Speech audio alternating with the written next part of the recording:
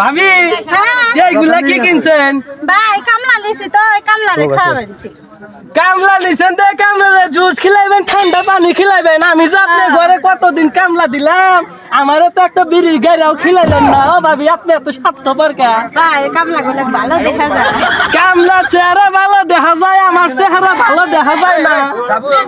আপনার থেকে নায়ক ও আগে নায়ক লাগে না, বেশি ভাব নিয়েন না। বেশি ভাব নিলে আসে খায়া ডিম পাড়া দিব।